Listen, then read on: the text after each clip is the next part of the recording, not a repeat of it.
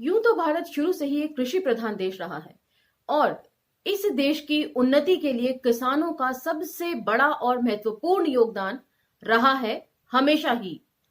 लेकिन कितने अफसोस की बात है कि यहाँ के किसानों को समय समय पर अपने अधिकारों को बचाए रखने के लिए या उनकी मांग करने के लिए आंदोलनों से जूझना पड़ा है। अपनी रोजी रोटी छोड़कर आंदोलन में कूदना पड़ा है। हाल फिलहाल का किसान आंदोलन जो दिल्ली और हरियाणा बॉर्डर पर हमने और पूरी दुनिया ने देखा, जिसने सरकार को मजबूर किया बैकफुट पर जाने के लिए। आज का ये लेख उन्हीं किसानों को समर्पित है। राहुल सांकृत्यायन जी की पुस्तक दिमागी गुलामी में आज के लेख को हम उठा रहे हैं, वे किसानों की समस्या को ही उजागर करता है, क्योंकि राहुल सांकृत्यायन जी बतौर एक्टिविस्ट किसानों के आंदोलन में शामिल रहे हैं, जेल गए हैं, इसीलिए वे उसको ज्यादा करीब से देख सके हैं। तो आइए चलिए जानते हैं कि आखिर राहुल सांकृत्यायन जी किस नजरिए से किसान आंदोलन को हमारे सामने रखते हैं। लेकिन ध्यान रहे ये 1940 ऑनवर्ड्स का दशक है। आभासी दुनिया के मेरे दोस्तों, शालिनी बोल रही हूं। जय भीम, हूल जवाहर। आज के लेख का विषय है किसानों सावधान।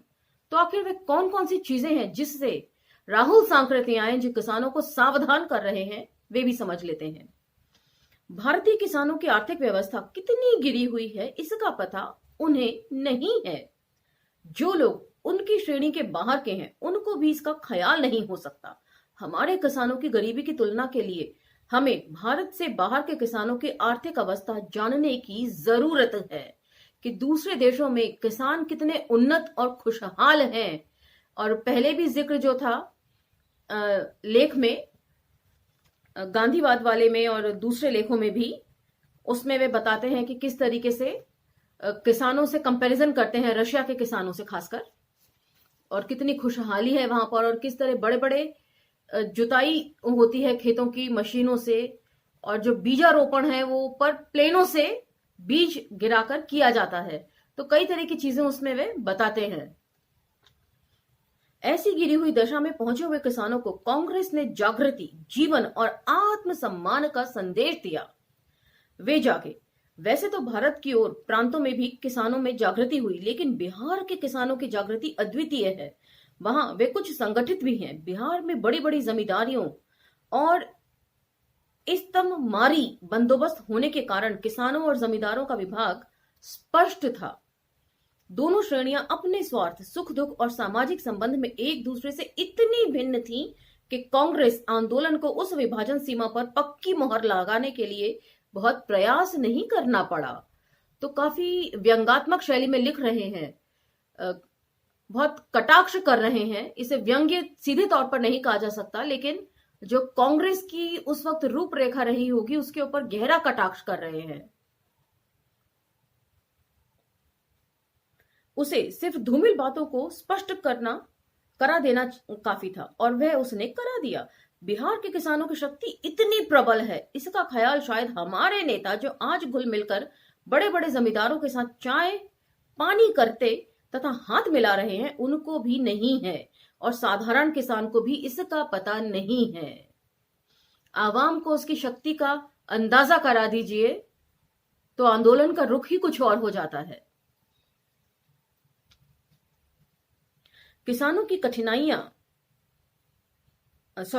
हमारे किसान कार्यकर्ता इस शक्ति को जानते हैं और पूरी तौर से उस शक्ति को ज्ञान तो साम्यवादियों को ही होना चाहिए, और है। किसानों की कठिनाइयां और कष्ट काल्पनिक नहीं है जिसको आप लोग लच्छेदार बातों या बहानों से दूर कर सकते हैं या उन्हें संतुष्ट कर सकते हैं। किसान धोखे में नहीं आ सकते, क्योंकि वे जीभ हिला देने या स्याही से कागज काला कर देने मात्र से सुखी नहीं किए जा सकते। 1921 से ही उन्होंने कांग्रेस वालों के उपदेश सुने हैं, और इसका भी उन्होंने कुछ ज्ञान प्राप्त किया है कि कैसे वे अन्न वस्त्र विहीन हो कष्टमय जीवन बिता रहे हैं। तो काफी कटाक्ष कर रहे हैं, खिल्ली उड़ा रहे हैं कि क्या उनके बता देने से ही बड़े बड़े नेताओं के उन्हें ज्ञान होगा। उन्हें स्वयं नहीं पता कि वे किस तरह रह रहे हैं।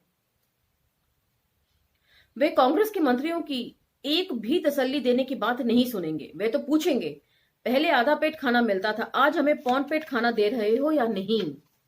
पहले हमें साल भर एक धोती से गुजारा करना पड़ता था, आपकी वजह से हमें धोती के साथ एक अंगोछा भी मिलने जा रहा है या नहीं? सारांश यह है कि वे आपके काम को प्रत्यक्ष देखना चाहेंगे। तो इन पंक्तियों से एक बात तो स्पष्ट है कि राहुल सांकृत्यायन जी ने जितने नजदीक से इन आंदोलनों को देखा और तरह तरह के नेताओं के अलग अलग भाषण सुने होंगे और किसानों के मन को वो कितने उद्वेलित करते होंगे, इन सब चीजों का उन्हें फर्स्ट हैंड एक्सपीरियंस रहा होगा। और साथ ही इससे एक बात तो पता चलती है कि कितना भी कुछ कर लीजिए, क्या इस देश का अन्नदाता कभी भी भरपेट भोजन के लायक अपने आप को नहीं समझ सकेगा?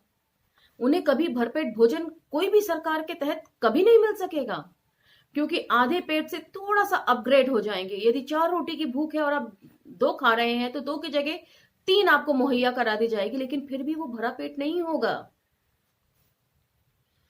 सुनते हैं, आप जमींदारों के साथ समझौता करना चाहते हैं, मंत्रियों में जमींदार ही अधिक हैं, इसके बारे में भी लोग कानाफूसी कर रहे हैं। मेरी समझ में मंत्रियों पर स्वार्थी होने का लांछन नहीं लगाया जा सकता, लेकिन संबंध, दोस्ती और हेलमेल काफी प्रभाव डालते हैं। लेकिन दुर्भाग्य से तो हमारे यहाँ शादी संबंध और जात पात का संबंध भी इस विषय में बड़ा बुरा असर करता है। जमींदारों को हमें हटा देना है और जितनी जल्दी हो उतनी जल्दी।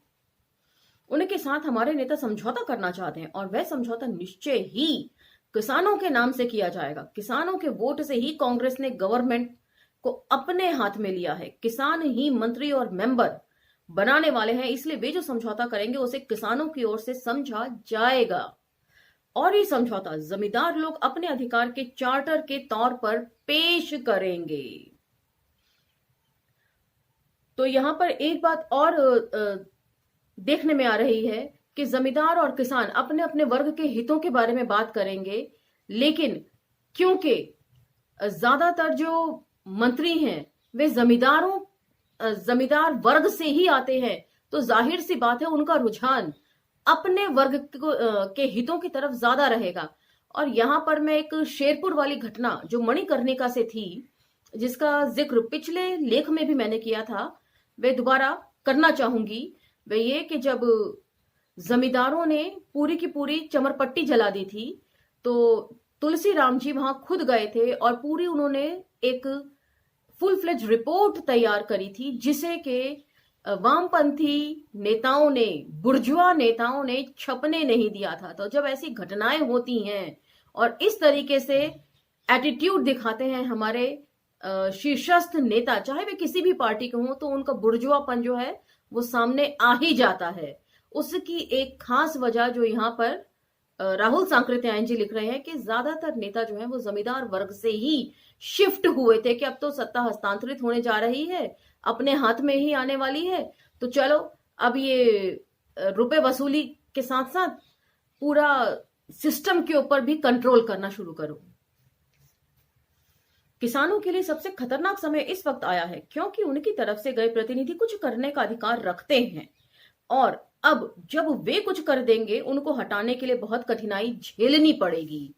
कि यदि किसान नेता ईमानदार होंगे और वे सभी के हितों में जो डिसीजन लेंगे, उसे हटाना, उसे टालना इतना आसान नहीं रह जाएगा आगे के आंदोलनों में। उस दिन असेंबली के उद्घाटन के समय 50,000 किसानों की भारी भीड़ को देखकर जमींदारों के कलेजे पर सांप लौट जाना स्वाभाविक था।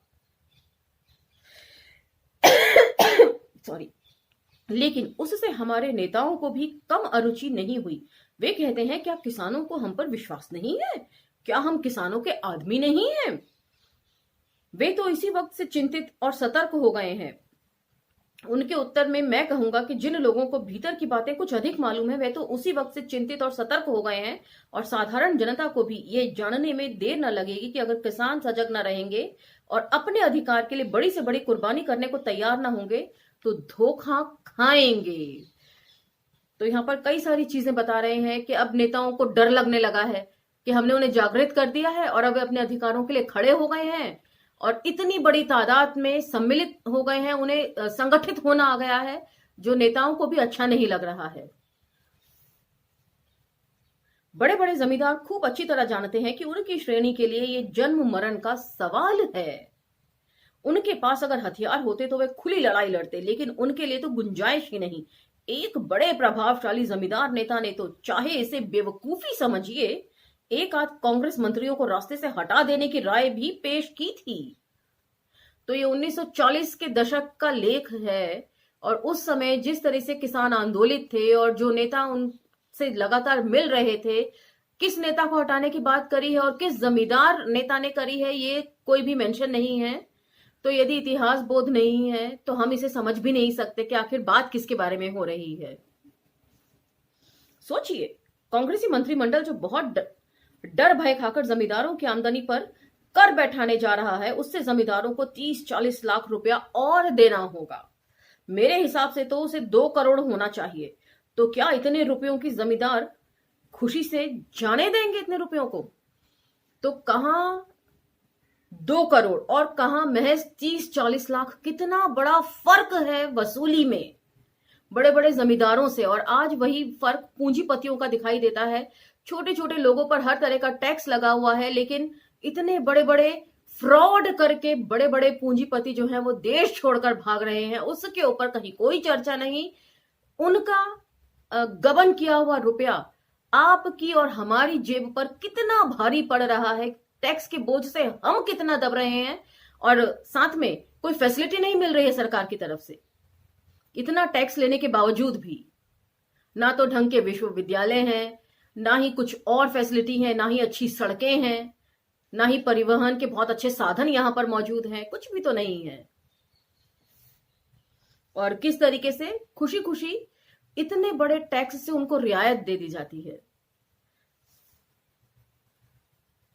और उसे भी वे देना नहीं चाहते हैं, ये भी एक खास बात है।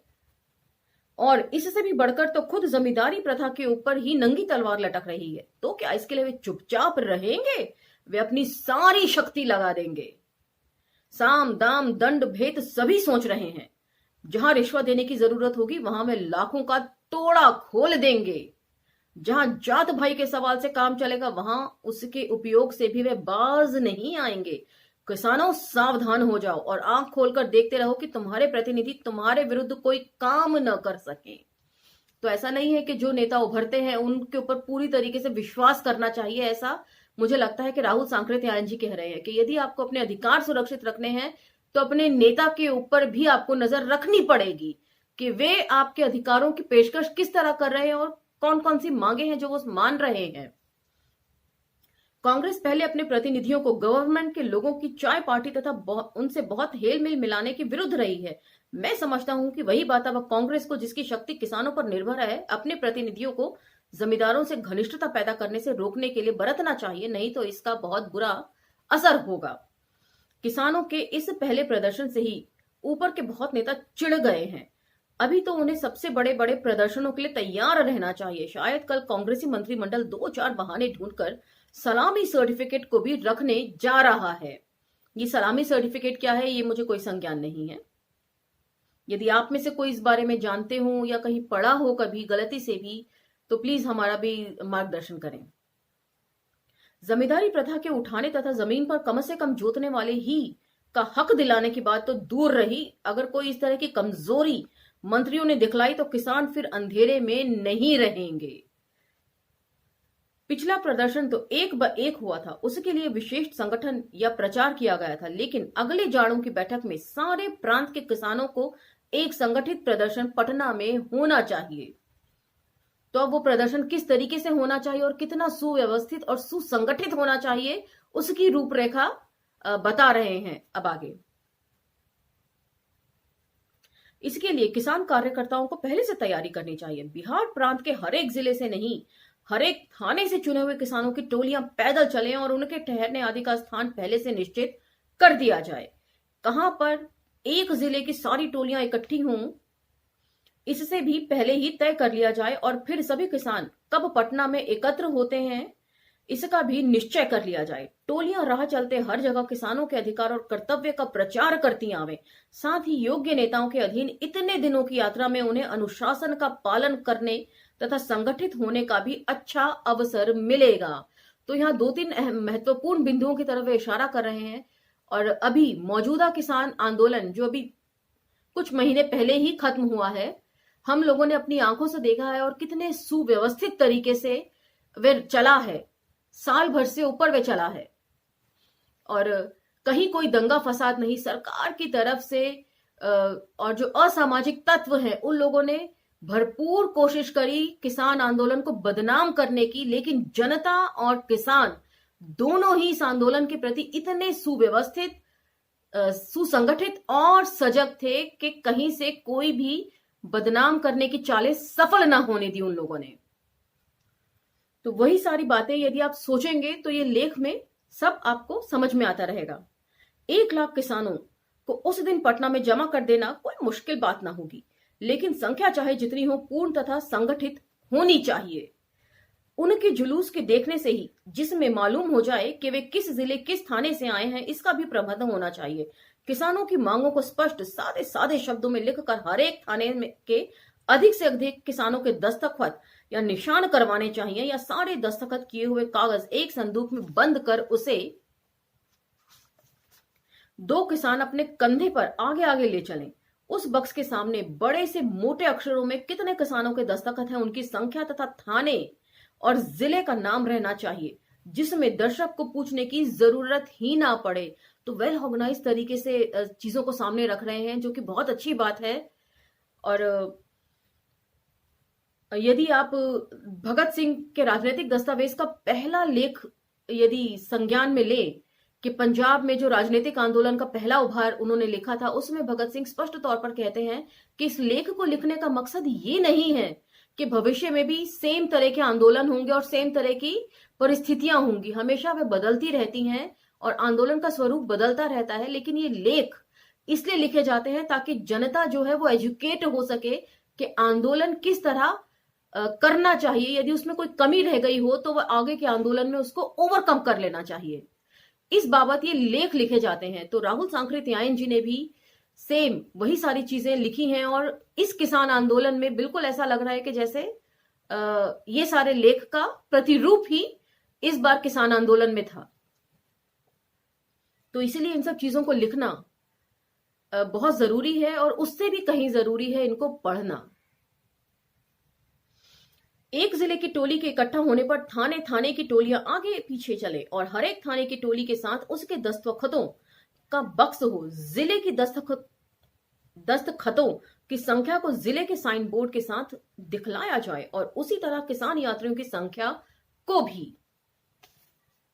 ये सब इसलिए होना चाहिए कि लोग समझ जाएं कि पटना में जितने लोग आए हैं वे ही किसानों के अधिकार के लिए नहीं तैयार हैं, बल्कि उनके पीछे बहुत भारी संख्या है और यदि उसे रोका ना जाता तो प्रदर्शन कई गुना अधिक बड़ा होता है। तो एक तरीके से शक्ति प्रदर्शन की बात कर रहे हैं कि शक्ति प्रदर्शन भी आंदोलन का एक महत्वपूर्ण हिस्सा होता है, जो इस बार के किसान आंदोलन में हमने बखूबी देख लिया। संख्या से ही सरकार के मन में डर पैदा हो गया और वह बैकफुट पर चली गई। किसानों और खेतीहर मजदूरों का अधिकार अंत में आकर एक ही समस्या के 2 रूप हैं। इसमें शक नहीं कि खेतीहर मजदूरों की अवस्था शोचनीय है और उनका हल होना चाहिए, लेकिन हमें ख्याल रखना चाहिए कि हम सभी क्रांति एक साथ नहीं कर सकते। कोई सभी क्षेत्रों में एक साथ नहीं लड़ सकता, ये बहुत जरूरी बात है। एक समय में एक ही मुद्दा उठाया जाना चाहिए और उसके बाद दूसरी तरफ बढ़ना चाहिए। ये तो एक बहुत बेसिक सी बात है जो राहुल सांकृत्यायन जी हमें समझा रहे हैं।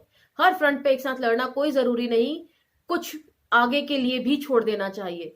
और यदि आप देखें, हम बच्चे को सिखाते हैं कि जब पहला पैर जम जाए तभी वे दूसरा उठाए, उसी तरीके से ये बात है। खेतीहर मजदूरों को किसानों से लड़ाने के लिए जमींदार कोर कसर बाकी नहीं लगा रहे हैं और जमींदारों को वोट दिलाने के लिए दौड़ करने वाले, कांग्रेस का विरोध करने वाले लोगों के दिल में जिस प्रकार खेतीहर मजदूरों के प्रति दया छलछल आई है, उससे तो किसानों और खेतीहर मजदूरों दोनों को सावधान हो जाना चाहिए कि जो दया है वह दिखावा है। इसी बात को वे कह रहे हैं। जैसे हमारे प्रधान सेवक जी बात बात में जो दिखावा करते हैं और ठीक आचरण उसके विपरीत करते हैं। बिहार ने कई बार देश का पथ प्रदर्शन किया है, इस बार उसके किसान भारत के किसानों को रास्ता दिखाएंगे। लेकिन बहुत आश्चर्य की बात होती है, राहुल सांकृत्यायन जी इतनी बड़ी बात यहां पर लिख रहे हैं, लेकिन इस बार के किसान आंदोलन में बिहार से किसानों का न पहुंचना काफी अचंभित करता है, क्योंकि बिहार एक बहुत बड़ा राज्य है कृषि के पॉइंट ऑफ व्यू से। तो आज का ये लेख यहाँ पर समाप्त होता है। और ये आपको किस तरह लगा, आप इससे कुछ समझ भी पा रहे हैं या नहीं, ये भी मुझे आजकल नहीं पता चलता है, क्योंकि कमेंट सेक्शन में आप लोग नहीं आते हैं। तो इसलिए थोड़ा सा यदि आप कमेंट सेक्शन में बताते रहेंगे, और साथ साथ मेरा भी जो एनरिचमेंट है इन लेखकों को पढ़ने का, यदि आपके नजर में इनकी लिखी हुई कोई और बात है तो उसको भी हमारे संज्ञान में डालिए, जिससे कि हम भी इन लेखों को थोड़ा और ज्यादा एनरिच कर सकें आपके सामने पाठन के दौरान। इसी के साथ ये लेख समाप्त होता है, लेकिन अंबेडकर नामा के साथ साथ आप हमें अंबेडकर नामा ग्लोबल और बहुजन विजडम पर भी फॉलो कर सकते हैं। लाइक, शेयर, सब्सक्राइब करते रहिए। धन्यवाद।